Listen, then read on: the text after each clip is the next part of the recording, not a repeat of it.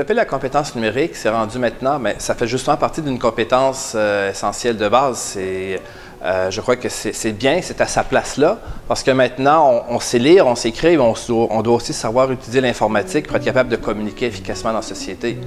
Tous les travaux, presque, peu importe le corps de métier qu'on va faire, demandent une utilisation minimale de l'informatique, que ce soit pour de la formation, du perfectionnement, ou simplement communiquer avec le patron, ou des fois même aller chercher son chèque de paye qui est de plus en plus en ligne, qui est moins par la poste.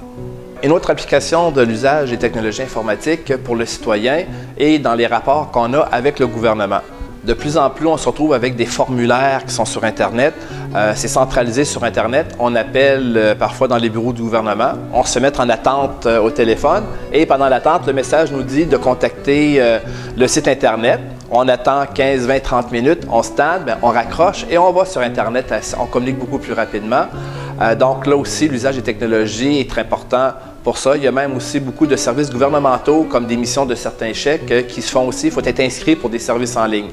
Donc, des personnes qui n'ont pas ou peu accès ou peu de connaissances en informatique, ils peuvent être brimés par ça parce qu'ils n'ont pas les connaissances qu'il faut pour recevoir de l'argent ou des sommes qui leur sont dues. Mais c'est de notre tâche à nous d'essayer d'amener ces personnes-là à être capables de mieux travailler et d'évoluer dans la société moderne comme on est maintenant.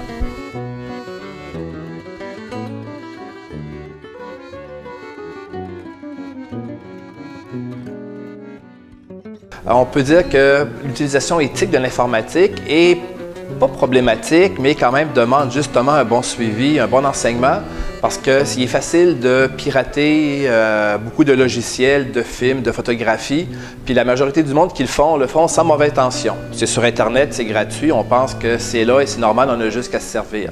En tant qu'enseignant d'informatique ou de conseiller dans des centres, que ce soit dans un centre ou dans un milieu communautaire ou même en entreprise, une de nos tâches est justement d'amener les personnes à se conscientiser du fait qu'on ne peut pas prendre ce qu'on veut. Il y a des droits d'auteur qui sont reliés à ça. Il y a du monde qui gagne leur vie à vendre certaines choses. On ne peut pas aller piger comme ça. C'est pas parce que c'est sur Internet que c'est gratuit. Et puis il y a aussi tout au niveau de l'éthique des messages dans les médias sociaux, tous les messages qu'on va envoyer. Des fois, on entend souvent parler d'intimidation par Facebook, par des différents médias sociaux. Là aussi, il faut éduquer notre monde. Si quelqu'un veut faire une intimidation à une autre personne, il y a juste, avant ça, il prenait le téléphone, c'était de 1 à 1. Maintenant, sur Facebook, c'est de 1 à toute la Terre, ce qui porte beaucoup plus atteinte à la personne qui reçoit les intimidations, les menaces. Donc là, on a une grande éducation à faire auprès de nos élèves, qu'ils soient jeunes ou même moins jeunes. L'âge n'a pas d'importance au niveau là, de l'éthique. Tout le monde doit l'apprendre d'une manière ou l'autre.